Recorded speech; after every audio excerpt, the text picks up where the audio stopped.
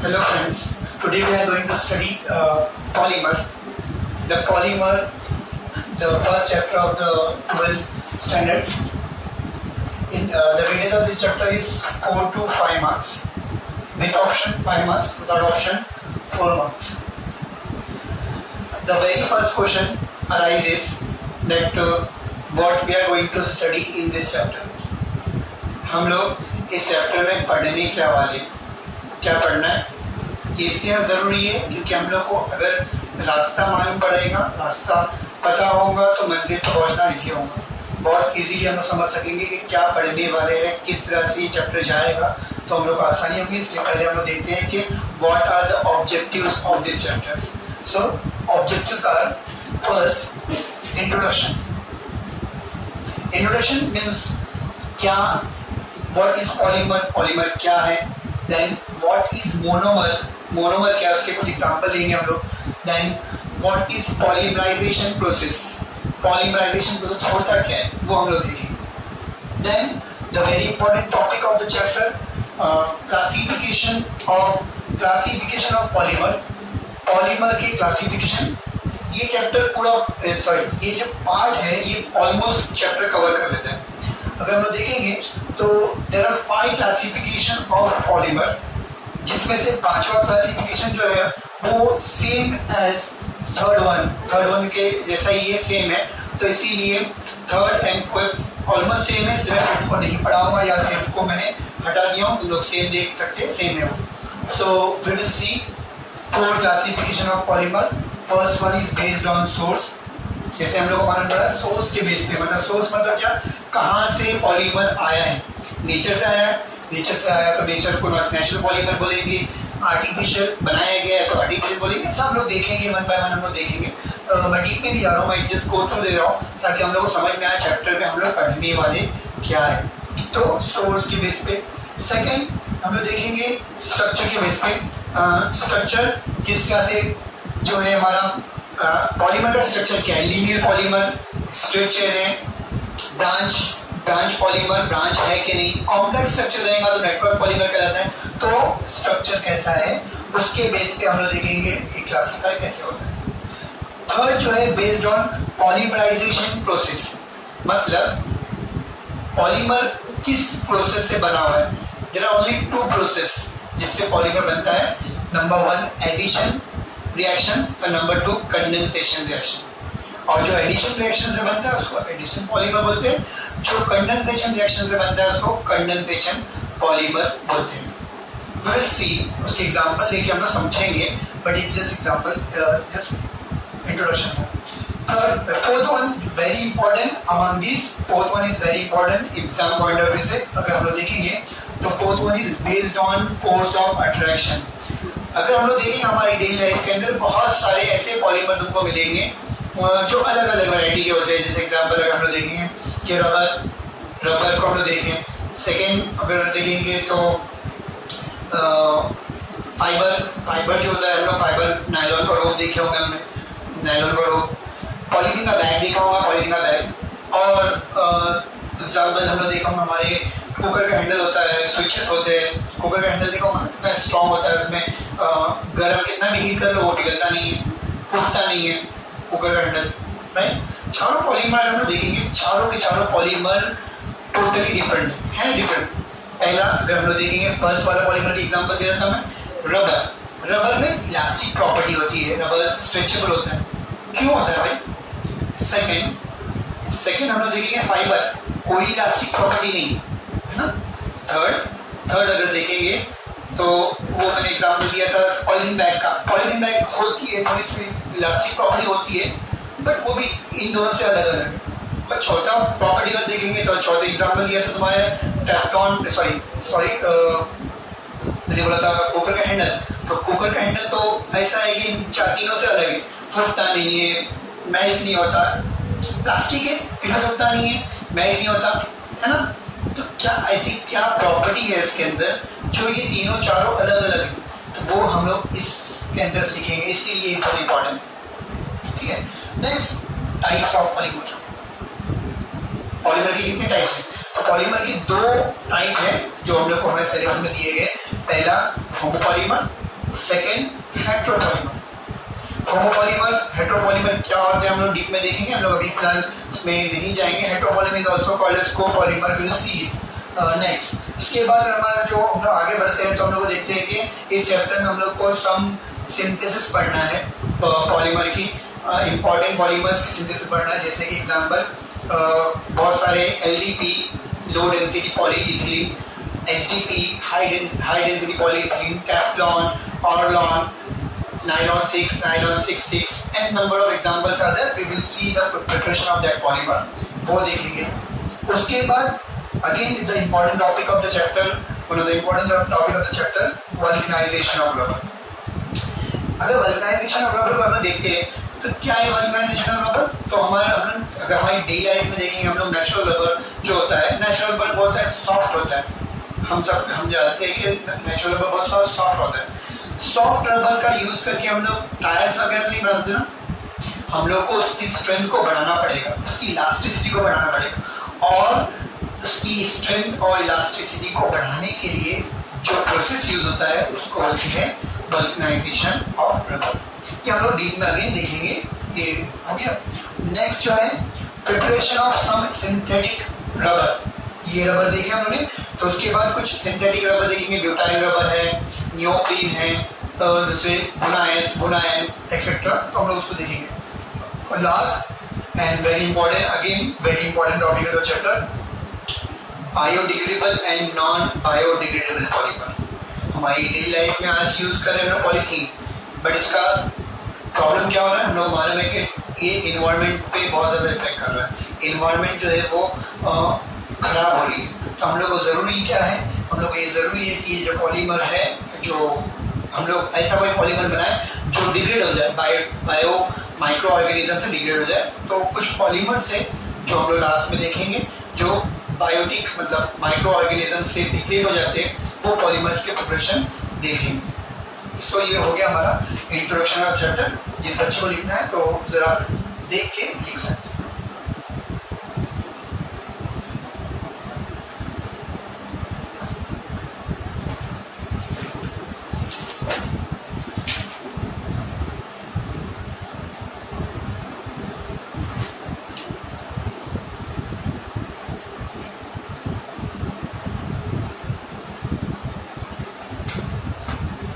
होगी।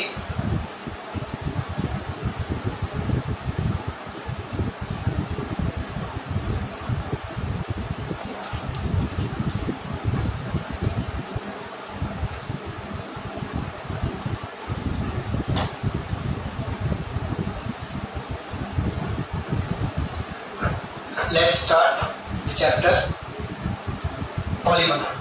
What is polymer? Start करने से पहले एक चीज मैं बोलना चाहूंगा कि पॉलीमर, मेरे दिमाग में क्वेश्चन और आ रहा है जो मैं नॉर्मली हर चैप्टर पढ़ाने से पहले बताता हूँ कि what are the importance of the chapter. Importance क्या है? बच्चे को कोई भी चैप्टर पढ़ने से पहले उसका इम्पोर्टेंस पता होना चाहिए हमारी डेली लाइफ के अंदर।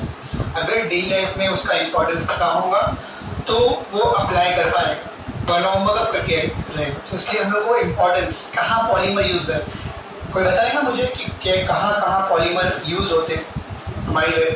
जो मैं अगर पूछूंगा तो बहुत सारे बच्चे ये बोलेंगे कि प्लास्टिक्स हमारे डेली लाइफ में, पॉलीथीन का बैग हम लोग यूज़ करते हैं ना, टेफ्लॉन वगैरह यूज़ करते हैं, ये तुम लोग बताएंगे। प्लास्टिक के अलावा और कोई बता सकता है? नहीं।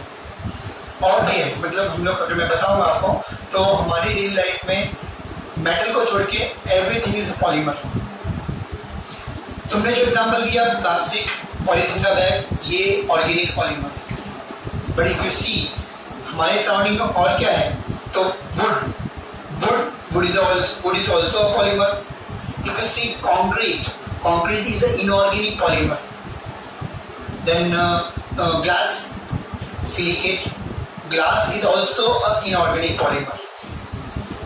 और सबसे इम्पोर्टेंट जो ज़रूरी है, इसलिए हम लोग को चैप्टर दिया गया क्योंकि ये हमारी डेली लाइफ से या हमसे लिंक है, इसलिए हमको ये चैप्टर पढ़ना है। कि अगर हम देखेंगे तो वी द ह्यूमन बींग्स, हम लोग पॉलीमर हैं। We are nothing but a polymer. How, कैसे? तो अगर हम लोग देखेंगे हम लोग किससे बने, we are made of cell. Cell किससे बना, सेल बना है प्रोटीन से। सेल किससे बना है, प्रोटीन से। प्रोटीन क्या है, हमने पढ़ा है केमिस्ट्री में पढ़ा है कि protein is a poly amino acid. Protein क्या है, poly amino acid. Amino acid के पॉलीमर से ही प्रोटीन जो है अमाइनो एसिड के पॉलीमर है।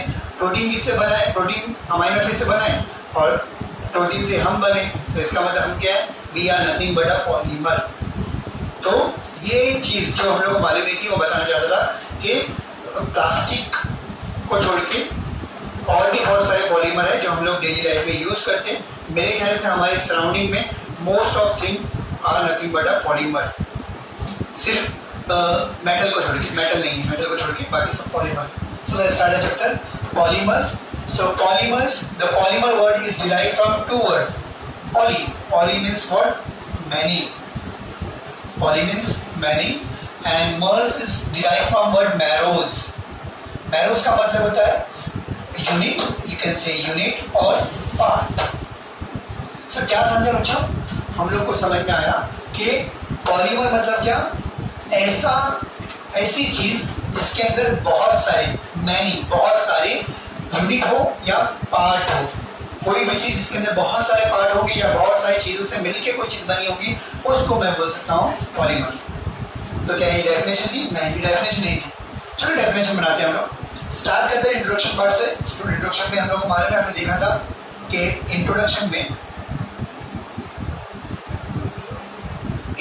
के अंदर हम लोग को पहले ही पार्ट था कि पॉलीमर क्या है। सो डेफिनेशन ऑफ पॉलीमर बनाएंगे, उसके लिए मैं एग्जाम्पल लेता हूँ। जैसे मैंने बताया कि हम लोग क्या करेंगे, पॉलीमर को बनाने के लिए बहुत सारे पार्ट चाहिए। तो मैंने क्या किया, n नंबर ऑफ बहुत सारे area, n number of area, और उसके ऊपर प्रोसेस किया पीपी। पीपी मतलब क्या, पॉलीमराइजेशन प्रोसेस। एक ही बार बता रहा हूँ, इसके बाद जब भी मैं यूज करूंगा तो पीपी, इसका मतलब पॉलीमराइजेशन प्रोसेस होगा। ठीक है। सो मैंने ए लिया, ए को बहुत सारे यूनिट लिया ए के, और उसमें पॉलीमराइजेशन प्रोसेस किया, और what we will get a a a a और n number of A, chain of n number of A. So this is my one unit. One unit means monomer, and there are many units, so we can say it as polymer. Okay, this is monomer and this is polymer. So let's see. Now मेरे को define करना है इसको। I have to define this polymer. I have to define this. तो मैं क्या समझूंगा इसके अंदर, मुझे क्या दिख रहा है जो मैं इसको, जिसका वर्ड, जिसकी प्रॉपर्टी यूज करके डिफाइन करूँ डेफिनेशन। मैं ये क्या कह सकता हूँ कि पहला point, it is a macro molecule. बड़ा मॉलिक्यूल है ना, मॉलिक्यूल्स है ना। We know that it is a poly, n number, continue लंबी चेन चल रही है, इसका मतलब बहुत बड़ा मॉलिक्यूल रहेगा। और बड़े मॉलिक्यूल कितना बोलते हैं हम लोग, macro molecules. So it is a macro molecule, right. Molecule बड़ा है तो इसका मतलब इसका मॉलिक्यूलर वेट क्या रहेगा, हाई रहेगा। मॉलिक्यूल बड़ा है, इसका मतलब इसका मॉलिक्यूलर वेट क्या रहेगा, हाई रहेगा। Very good. थर्ड, मॉलिक्यूल बड़ा है, मॉलिक्यूलर वेट हाई हो गया। और क्या बोल सकता हूँ फिर, मैं ये बोल सकता हूँ कि किससे बना है, it is compose of a. It is compose of what, a से बना है, राइट। तो कंपोज ऑफ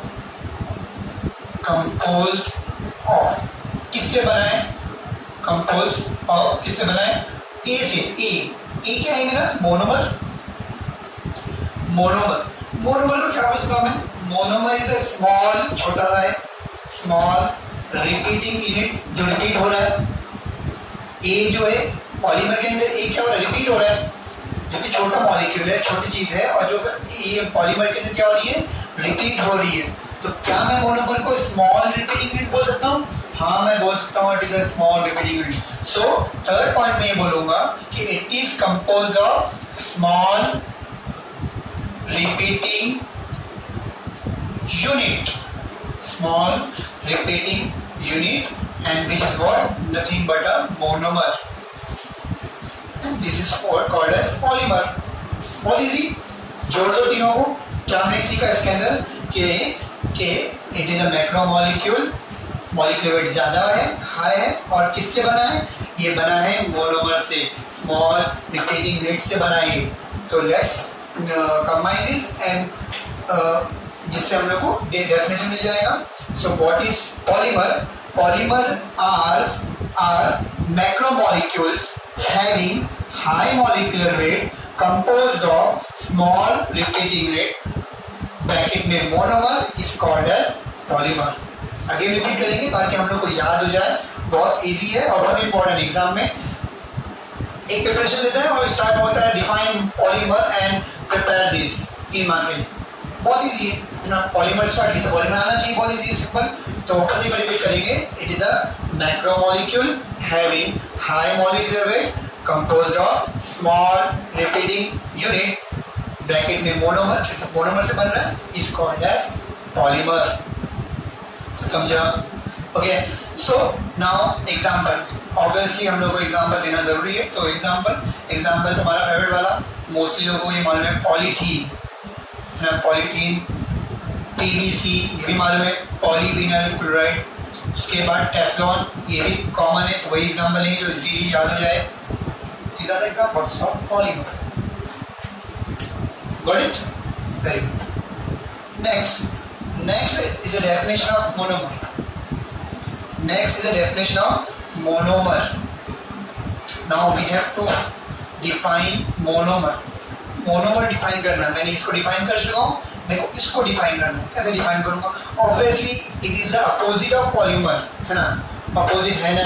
मैं यही पॉइंट को डिस्कस करते हुए इसको पढ़ूंगा. तो अब मैं ये पॉइंट्स में ये क्या है, मैक्रोमोलिक्यूल है. तो ये क्या हो गया, माइक्रोमोलिक्यूल? नहीं, माइक्रोमोलिक्यूल नहीं. मोस्टली स्टूडेंट यही आंसर देते हैं माइक्रो. माइक्रो का मतलब होता है बहुत छोटा. माइक्रो जो नेकेड आंखों से नहीं दिखता. तो मैक्रोमोलिक्यूल नहीं बोल सकते. यही पॉइंट को डिस्कस करेंगे. मगर पहला पॉइंट आएगा हमारा small molecule. There is a difference between small molecule and macromolecules. So, small molecule. Okay. Second one, high molecular weight. Obviously, single है, अकेला है. तो क्या आएगा? High molecular weight आएगा? नहीं. Low molecular weight. And third one, क्या आएगा बोलो? Composed of monomer. Monomer से बना है. तो इसका क्या बोलूँगा मैं? Which on combination, जो कंबाइन होता है, which on combination gives polymer. तो थर्ड पॉइंट गया, which on combination. मैं अच्छे से लिख देता हूँ इसको. which, ये मेरा तरीका है विषय लिखने का. which on combination gives what? Polymer. Simple. Okay. So what is the definition of monomer? Let's start. एक साथ मिलके बोलते हैं हम लोग कि monomers are small molecules having low molecular weight and which on combination जो जुड़ता है और जुड़ने के बाद कहता है gives polymer is called as monomer. याद हो गया बच्चों? एकदम इजी, बहुत इजी है. Okay. Next, last topic of introduction part, polymerization process. Yes, polymerization क्या होगा ये तो हम लोग को मालूम होगा. पॉलीमराइजेशन प्रोसेस क्या रहेगा बोलो? सिंपल सी बात है ना. पॉलीमराइजेशन प्रोसेस तो ऐसा प्रोसेस जिससे पॉलीमर बनाओ, है ना. पॉलीमराइजेशन प्रोसेस क्या रहेगा? इट इज अ प्रोसेस जिससे क्या हो रहा है, पॉलीमर बनाओ. तो the process by which polymer are synthesize, है ना. The process of synthesizing the polymer, ऐसा भी बोल सकते हैं हम लोग. The process of synthesizing the polymer is called as polymerization process. Okay? Okay? Now write it down. Be fast.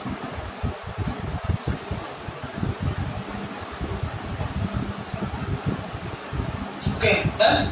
So let's start. Next part, classification of polymer.